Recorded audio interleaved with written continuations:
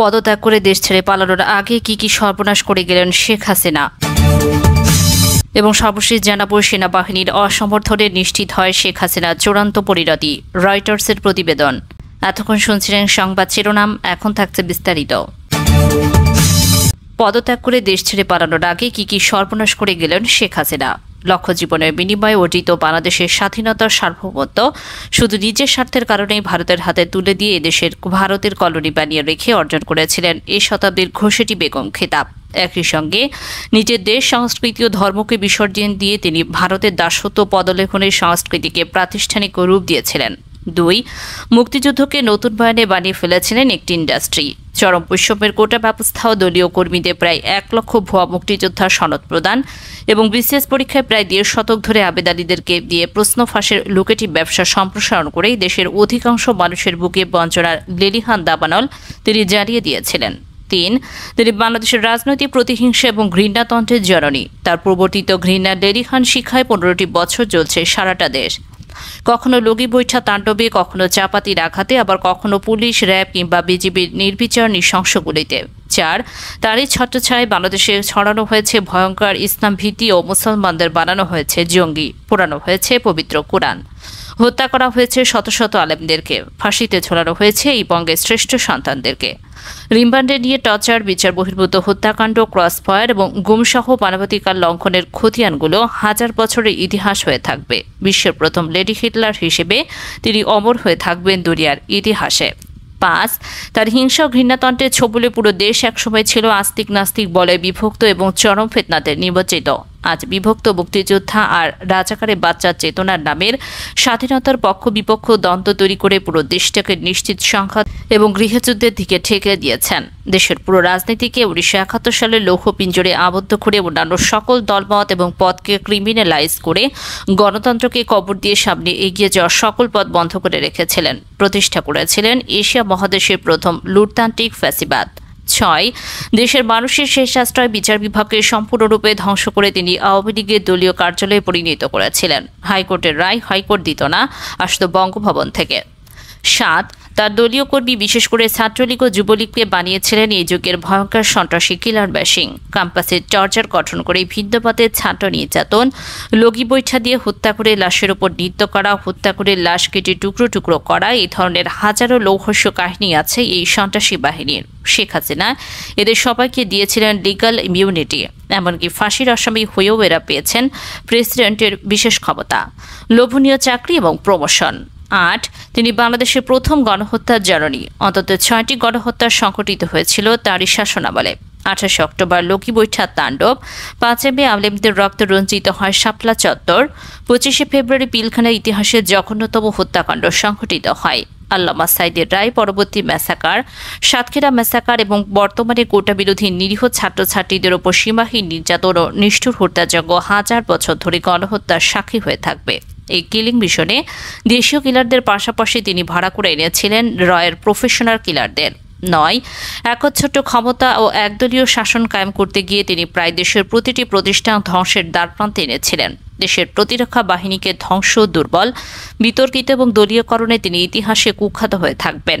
সংস্কারের নামে শিক্ষা ব্যবস্থার 12টা বাজিয়েছিলেন, নির্বাচন কমিশনকে পকেটে ভরেছিলেন, আর জাতীয় সংসদকে বানিয়েছিলেন গানের আসর এবং শেখ পরিবারের তৈলবর্ধনের কারখানা। 10. রিজার্ভ চুরি, ব্যাংক লুট, শেয়ার বাজার কেলেঙ্কারি, বিদেশে অর্থ পাচার সহ সীমাহীন দুর্নীতি এবং অব্যবস্থাপনার যে রেকর্ড শেখ হাসিনার আমলে হয়েছিল তার ধারের কাছে দুনিয়ার কেউ আসতে পারবে কিনা সন্দেহ। দুর্নীতি আর লুটতন্ত্র এতটাই গভীর যে শেখ হাসিনা চতুর্থ শ্রেণীর পিয়ন পর্যন্ত কামিয়ে ফেলেছিলেন 400 কোটি টাকার সম্পদ। বেনজির আজিজ, মতিউর এবং এস আলম সহ শত শত মহালুটেরা তৈরি করে একদিনে কায়েম করেছিল মাস্তানতন্ত্র ও মগের বল্লক। অন্যদিকে পুরো দেশটাকে পরিণত করেছিলেন শ্মশানে। আমরা আন্তর্জাতিক আদালতের সার্ভের খুনি লাদিস এবং কারাঞ্চিকের বিচার এবং সাজার কথা জানি। বসনিয়ায় মুসলমানদের ওপর গণহত্যা চালানোর মানবতা বিরোধী অপরাধে তাদের বিচার হয়েছিল। চরম মুসলিম বিদ্বেষী নৃশংসদী অপরাধের যাবজ্জীবন সাজা হয়েছে। ওই আদালতে রোহিঙ্গা মুসলমানদের ওপর গণহত্যার জন্য এখন মিয়ানমারের সামরিক জনতার বিচার চলছে। বাংলাদেশের নিপীড়িত জনগণ আশা করে যে বর্তমান বিশ্বের একমাত্র নারী ফ্যাসিস্ট শেখ হাসিনাও একইভাবে স্বদেশে কিংবা আন্তর্জাতিক আদালতে বিচার একদিন হবে। 2009 সালে ক্ষমতা দখল করে শেখ হাসিনা বাংলাদেশে পারিবারিক শাসন প্রতিষ্ঠা করেছেন। তার পুত্র কথিত কম্পিউটার বিজ্ঞানী সজীব অজয় জয় মার্কিন প্রবাসী এবং সম্ভবত ওই দেশটির নাগরিক হওয়া সত্ত্বেও হাসিনা তাকে মন্ত্রীর মর্যাদা উপদেষ্টা হিসেবে নিয়োগ দিয়েছিলেন। জয় মাঝে মধ্যেই বাংলাদেশ সফরে আসতেন এবং মাঝে মধ্যে আটলান্টিকের উপর থেকে ফেসবুক, টুইটার, ইনস্টাগ্রামে জাতির উদ্দেশ্যে বানিয়ে পাঠিয়ে থাকতেন। সজীব অজয়দের অবিশ্বাস্য উচ্চ বেতনের কথা শেখ হাসিনার প্রভাবশালী বোনটি মরহুম লতিফ সিদ্দিকী খোদ আমেরিকাতে বসে সাংবাদিকদের জানিয়েছিলেন। এছাড়া বিভিন্ন দেশের দুর্নীতিলব্ধ অঢেল সম্পদের গল্প তো আছেই। শেখ হাসিনার ছোট বোন শেখ রেহানা কোনো সরকারি পদ ছাড়াই রাষ্ট্র পরিচালনার প্রচণ্ড প্রভাব বিস্তার করে থাকতেন। শেখ রেহানার স্বামীর ছোট ভাই মেজর জেনারেল তারিক সিদ্দিকীকে শেখ হাসিনা মন্ত্রীর পদমর্যাদায় নিরাপত্তা উপদেষ্টা পদে নিয়োগ দিয়েছিলেন। সাবেক প্রধান সেনাপতি জেনারেল আজিজের দেওয়া তথ্য অনুযায়ী বাংলাদেশের যাবতীয় গুম, খুন এবং বিচার বহির্ভূত হত্যাকাণ্ডের অন্যতম প্রধান হোতা হলেন এই তারিক সিদ্দিকী। শেখ রেহানার ছেলে ববি সিদ্দিকীকেও বাংলাদেশের অত্যন্ত প্রভাবশালী বিবেচনা করা হতো। তিনি দীর্ঘদিন প্রধানমন্ত্রীর কার্যালয়ের ভিতরে বসেই সম্ভবত ইউএনডিপির কভারে কাজ করেছেন। শেখ হাসিনার কন্যা পুতুল এবং তার স্বামী আরব আমিরাতে বিপুল সম্পদের কথা এখন অনেকেরই ওপেন সিক্রেট। আরব আমিরাতে হাসিনা কন্যার স্বামীর ঠিক কী অবস্থায় আছেন সেটিও রহস্যময়। এই নিয়ে সোশ্যাল মিডিয়ায় গুজবের শেষ নেই।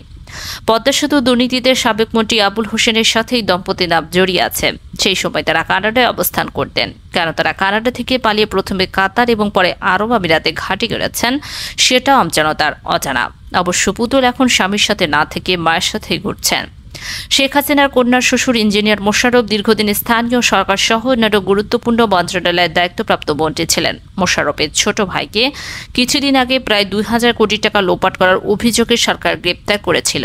ফ্যাসিস্ট শাসকের সাবেক অথবা বর্তমান পেয়ে ছোট ভাই যদি ২,০০০ কোটি টাকা মেরে দেওয়ার ক্ষমতা রাখেন, তাহলে শেখ হাসিনার আরও নিকটের আত্মীয় স্বজনরা কত টাকা দুর্নীতি করছেন তা ধারণা করা আমাদের পক্ষে অসম্ভব। রাষ্ট্রের প্রতিটি প্রতিষ্ঠানকে শেখ হাসিনা দুর্নীতির আখড়া বানিয়েছিলেন। কুইক রেন্টালের নামে বিদ্যুৎ না দিয়ে যে টাকা লুটপাট করা হয়েছিল তা দিয়ে কয়েকটি পদ্মা সেতু বাড়ানো সম্ভব হতো। রূপপুর পারমাণবিক বিদ্যুৎ প্রকল্পের নামে দেশে বিদেশে লুণ্ঠনকারীদের জন্য টাকার খনি তৈরি করা হয়েছিল। সাধারণ জনগণের মাথায় বিপুল ঋণের বোঝা চাপিয়ে শেখ হাসিনার প্রতিটি মেগা প্রকল্পে এভাবেই দুর্নীতির মহা উৎসব চালিয়েছেন। গত ১৫ বছরে সর্বাধিক ক্ষতি করা হয়েছে অর্থনৈতিক খাতে। সাবেক অর্থমন্ত্রী সাইফুর রহমান তৎকালীন প্রধানমন্ত্রী বেগম খালেদা জিয়ার সমর্থনে অর্থনীতিতে চমকের পরিবর্তে যথেষ্ট শৃঙ্খলা ফিরিয়ে এনেছিল। ২০০১ থেকে ২০০৬ সালের মধ্যে মুদ্রানীতি এবং সামষ্টিক অর্থনীতিতে দীর্ঘমেয়াদী প্রবৃদ্ধি ও সম্পদের যথাসম্ভব সুষম ব্যবহার নিশ্চিত এবং একটি টেকসই কাঠামো নির্মাণের লক্ষ্যে যাবতীয় সিদ্ধান্ত গ্রহণ করা হয়েছিল। ফলে সেই সময়ে প্রবৃদ্ধি ৬.৭ হওয়ার পাশাপাশি সম্পদ যাতে গুটি কয়েক ব্যক্তির কাছে পুঞ্জীভূত না হয় সেই দিকে দৃষ্টি ছিল।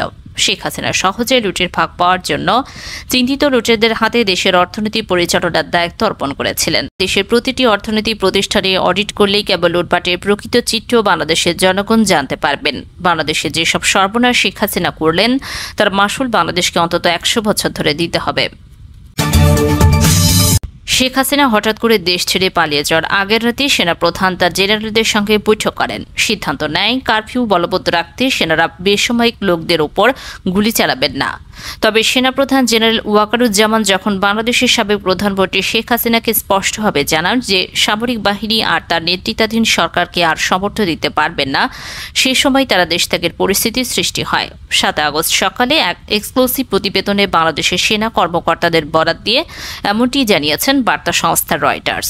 শেখ হাসিনাকে সেনাপ্রধান বলেন, সেনাবাহিনীকে জনবিক্ষোভ প্রতিরোধ করার যে আহ্বান জানিয়েছেন তিনি তা পালনে তার সেনারা অক্ষমতা প্রকাশ করেছে, কারণ পরিস্থিতি পুরোপুরি নিয়ন্ত্রণের বাইরে।